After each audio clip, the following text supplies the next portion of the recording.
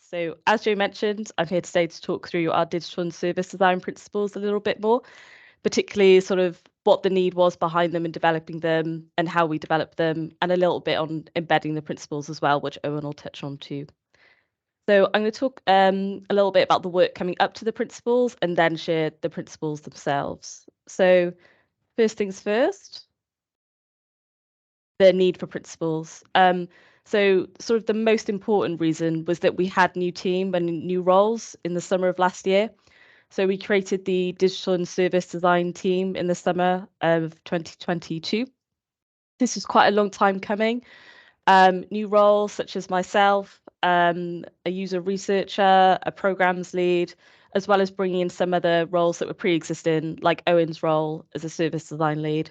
So we had a lot of new digital roles, and we needed a sort of set of ways of working, both within the team and with each other, but also across the organization, how we wanted to work with non-digital based colleagues, how we wanted to work with external contractors, etc. We also had very disjointed services across the business. Just fully transparently, we had a lot of things to work on. We had a lack of user insight driving decision making. We had an awful lot of decision making that were coming from very valid business reasons, but the user needs and user research wasn't too represented in that process. And we also had digital products and services with little ownership and long-term viability, which I'm sure is probably something that a lot of you on this call could relate to in your organizations. You know, things are started with the best of intentions, and then a couple of years down the line, they kind of just fall apart for no real rhyme or reason. So those are sort of some of the reasons why we wanted to start developing digital and service design principles to address some of those issues in the organization. So where we started, oh, I've skipped a slide there. There we go. Where we started, we did in 2020 have a set of principles that were developed by a previous role holder. But to be perfectly honest with you, they didn't really go very far. The big reason for that, I think, was that they were worded very, very techy. They were very focused on infrastructure. There was little connection to the rest of the business in terms of our business vision or our strategy, and they were really difficult to distribute as well. They weren't very well known across the business. They were hard to communicate. So following on from that, I did some research and took a lot of inspiration from the standards around me. So particularly my Welsh Government colleagues, I'm sure will be happy to know the Digital Service Standards for Wales was a huge inspiration going into this. I wanted to make sure that any principles that we developed were in total alignment with those service standards. Also Digital Service Standard by GDS, that was a really big player in this. And you'll see later on when I talk about the standards and the principles that I developed myself, you can see a lot of confluence from GDS there. Digital standards from United Nations, big influence as well. And surprisingly, a lot of individual universities have developed their own digital principles. I've particularly mentioned University of Bath. I really like them. I don't know what's going on in the higher education sector, but if you're looking for organisation-specific principles, it's a really good sector to look at. So following on from research, I started to take stock of what we did really well versus what we needed to improve across the business. And I'd say that this is one of the areas in which developing your own principles as an organization has real benefits that you can really tailor and sort of turn up what you need to turn up and turn down what you need to turn down. So a good example of that is Welsh language. If anyone on this call is familiar with the service standards for Wales, you'll know that there's an entire principle dedicated to Welsh language. But that's something as an organization we already do really well. So it's mentioned in one of the principles, but it's not a principle out on its own like it is in the service standards, because as an organization we do it well. And conversely, created integrated solutions. And what I mean by integrated solutions is a software over here can communicate with the software over here, and everything is following sort of a similar standard and it can fit in with our infrastructure. That's something as an organization we haven't done too well. So that's its own principle. So taking stock of that, I wrote a live draft in short form, and you'll see later on that there's two versions of our principles. There's a short form, which, as you can see here, 10 principles, very, very short. And then there's a long form version, which has the principle as sort of a heading, a bit of description, and then some links out to further reading for individuals who maybe aren't too familiar with the concepts mentioned in the principles too. Apologies. So I started having a live draft and then went straight into feedback iterations. So I think in total, from first draft to the final version, we probably went through about 9 or 10 iterations. And you can see the screenshot on the right here. This is the Figma board, which has all the iterations on there. And then underneath in those post-it notes, you can see all the pieces of feedback. And all those post-it notes that are yellow is feedback that was directly acted on and implemented in the next iteration. And I actually found this a really, really powerful tool in collecting feedback because people could see this. This board was publicly available to anybody within the organization and externally. See, okay, if I give feedback, it's going to be noted, it's probably going to be actioned on, it's going to make a real impact into the process. So our process philosophy, I guess, was really based on iteration. We had a live draft, it was fed back on, which fed into the next live draft, and so on and so forth. I've also got an example on the next slide about how we collected that feedback. So one way on the left was having a live document, comments everywhere, people can respond, comment, highlight things, see what works, what doesn't. And then on the right, particularly to external people, I had a Microsoft Forms that collected feedback. So even if somebody was external to our organization and maybe wanted to comment anonymously, they were very welcome to do that. And I shared this through my personal networks, so through my personal professional networks, and also with specific organizations, which I'll go on to in the next slide as well as distributing it to Sport Wales staff who could share it through their networks too.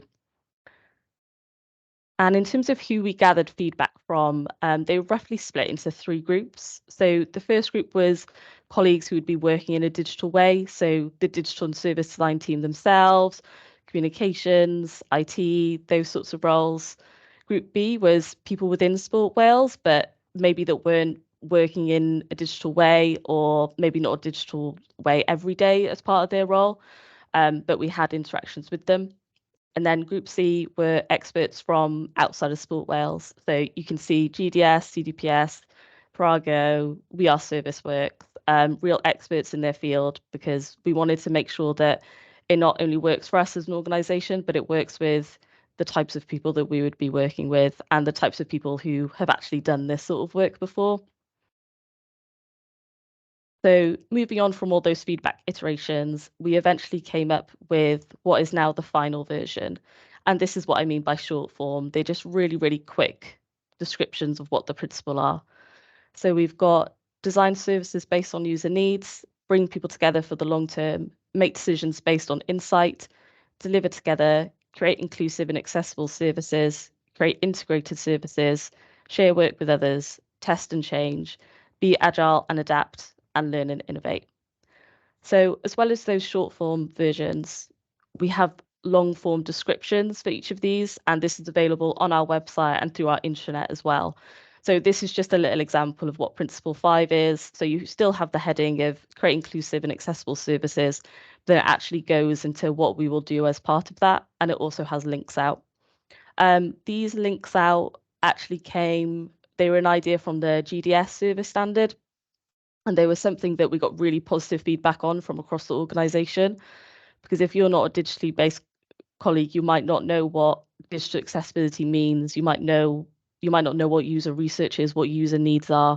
So it was really important to us that if you came across a term or a concept that you didn't quite understand, there was a way for you to figure out what that is. There was a resource that you could go and read and explore to understand that. So once we created the principles, obviously the next step is how do we embed them? How do we make them work? And we came up with the philosophy of embedding comes from ownership, understanding, and process. And so we did this through 2 key ways. And I'm sure Owen can go into more detail about this later. The first one was communications, particularly internal communications. So using the channels already available to us, internal emails, show and tells, meetings, getting FaceTime with key stakeholders across the business. And I'll come up to some other things in the next slide as well. And the second way was project governance and process. So really making sure that the digital principles are at the start of any digital project that gets underway. So going into a bit more detail on communications, this is just a little example of some of the things we did. So on the left, you can see a blog post I wrote, and this was communicated through our sort of internal staff newsletters as well.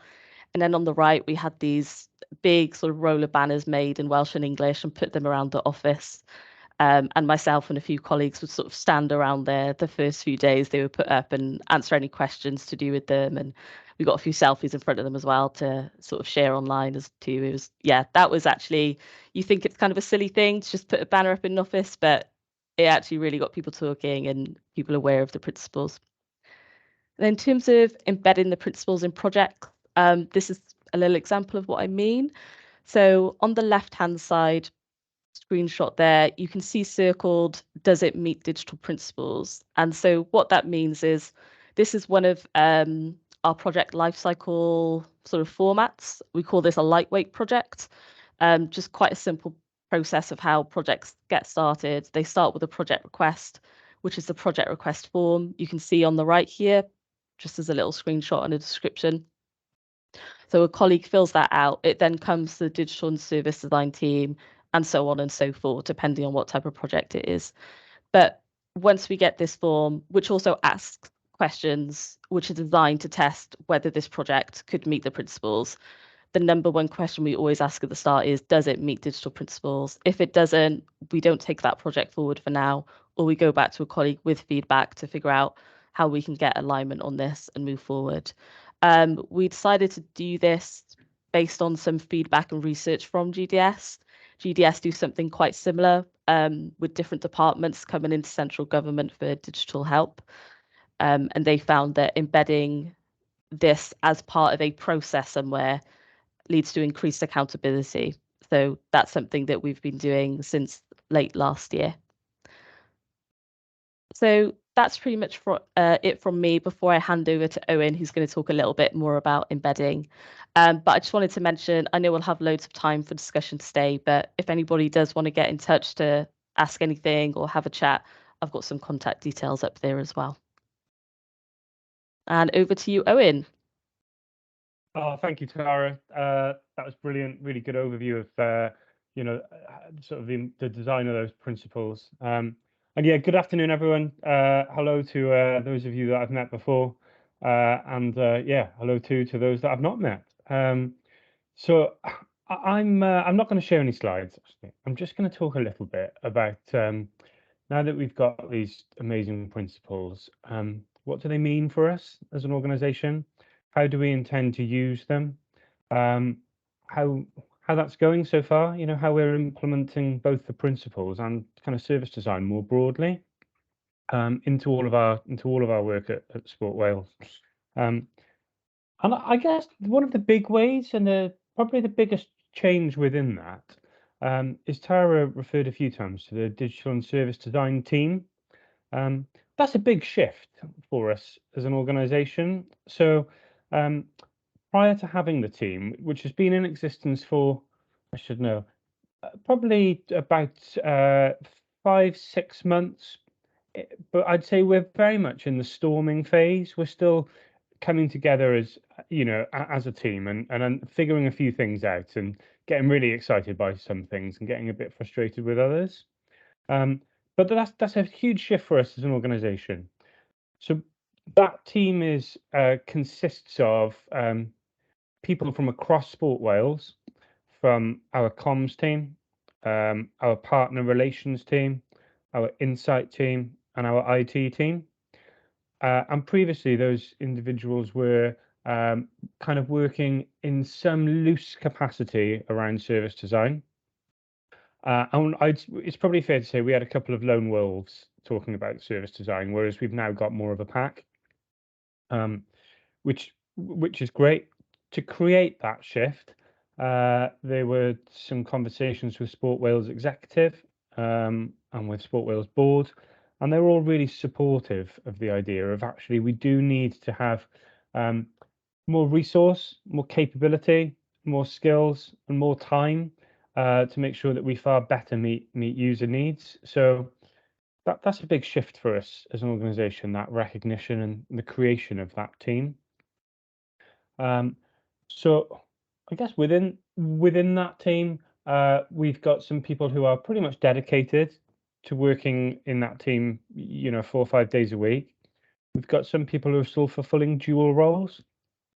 And we're very much coming together to understand how we can design services, how we can almost deliver far better outcomes for the organisation and for our partners and for the general public of Wales. And I guess it's still a hybrid team. So we've got those people are still reporting to their previous line managers, that we've still got people in a comms team or an insight team, but they're part of this kind of hybrid team. So it's not a fully fledged team, but it's brilliant. It's a great start. I guess one of the big shifts as well within that is that that recognition of service design and its importance to the organization. I'm really pleased that we've created some full-time specific roles within that. So we've now got a content designer. We've now got a user researcher, and they're words that as an organization we didn't really know the meaning of 3 years ago. And we certainly didn't recognize the importance of those things to achieving our business outcomes. So that's definitely a fundamental shift. And that's probably the first way in which we're looking to embed the principles, is they give the team a really good grounding and some fundamental ways about the way that we wish to work. And they're really helpful for us in conversations with our colleagues. So I guess by way of background, Sport Wales, we're 120 staff fulfilling a variety of different roles. So, those working directly with governing bodies of sport, local authorities, those providing community funds to local sports clubs, those working with different departments of Welsh government or in the education or the health space. So we're quite varied, and people have lots of different kind of skill sets around that. I guess what's really good about the way that we're embedding service design and principles, and it's definitely some highlights, is firstly that we have that team. I can't underestimate the importance of that, and the fact that that's some recognition, some capacity, and some expertise.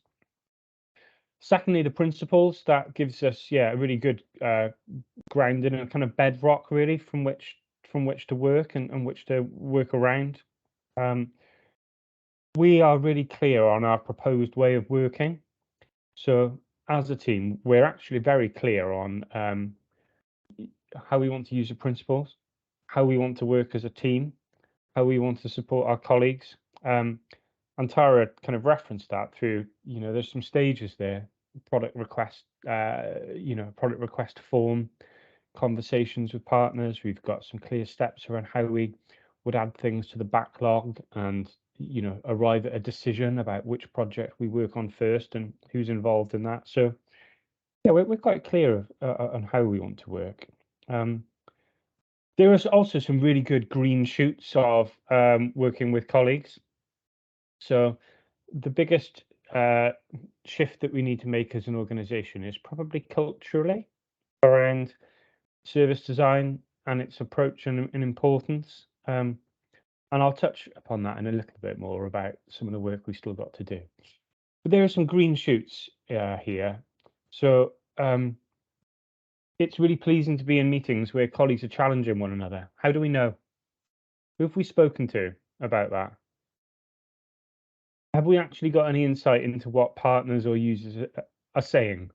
And just comments like that. I like little green shoots of, oh, okay, people are getting it. The pack mentality is starting to work. It's really pleasing to hear a few more people talking about we need to explore the problem. We need to have a session to understand the problem a little bit more. Again, terminology that even 18 months, 2 years ago, a couple of the lone wolves were using, and colleagues were looking at us blankly, just going, we just want to crack on. We want a website or something. So that's really pleasing. I'd say some of the areas that we still have some work to do in terms of embedding the principles and service design is some awareness. As I mentioned, we're a relatively new team, and for many of our colleagues, much like some of your colleagues, they're just kind of flat out in their day jobs. And they don't necessarily know too much about our service design team, what we're capable of, why we exist, and how we can support them. So we've got a bit of work to do around raising some awareness, which we're doing. Done a couple of introductory presentations, a few blogs, sort of pointing to who we are, but some work there. The biggest area is in terms of education as well to our colleagues. And probably demystifying service design a little bit. So I think people still see it as a bit of a, a scientific, crazy topic that's a little bit removed from their world. And actually, it's not. It's just common sense that if we're going to build something, let's make sure that we find out what the people who are planning on using that really need from it and what's essential. And let's make sure that we do things really well, understand the problem, solve the right problem, all of that sort of stuff. So we've certainly got a bit of education to do around that. But we're winning some hearts and minds with that. So again, a lot more projects now where instead of people starting something, they're just having a conversation about how can you help us understand the problem a little bit more. Still some work to do though. So, it's probably fair to say we've got a lot of colleagues who will work off assumptions and their instinct. And Tara and I and others probably get a bit frustrated the amount of times people say, I need a website, or we need a CRM system. And, I guess part of our role is that pushing back a little bit in terms of why do we need a CRM system? And it's when, you explore that with colleagues, it turns out that actually the problem they're trying to solve is not a problem that could be solved through a CRM system. When they say that they need a website, actually we've got the capability to do what they need to do, but there's probably a far better way of doing it. So yeah, we've still got some work to do in terms of educating our colleagues about the role of the team. And also to try and make sure that people are not working too much in solution mode, which is understandable, right? Because we're good-natured people, and most of the colleagues we work with, they want to do well. They want to, they want to get into solution mode because people want to really genuinely make a difference. So we don't want to temper that. We just want to make sure that when we get to solution mode, we're implementing and building the right thing, and it's been well considered, and we thought about the problem, and rather than the situation Tara described initially, where we've got a lot of outdated, antiquated IT systems and has stuff that delivers a bit of value, but none of us talks to each other and it doesn't really connect. So yeah, definitely some huge positives over the last couple of months, or since I've been on the cohort actually back in 2021. At that point, we didn't have a team, and at that point, I was there were certainly some lone wolves and we were still doing some convincing, and now there's a real recognition. There are some projects of significance for the organization that people are really keen that we take a service design approach to. We've got some amazing skills. Some full-time roles. The fact that people are talking about user research and talking about how do we know the problem rather than what we would have done previously, particularly over the first 3 months of the year, is people just buying stuff. We need a website, we need a solution, we need this, and actually people are just pausing a little bit, which is great.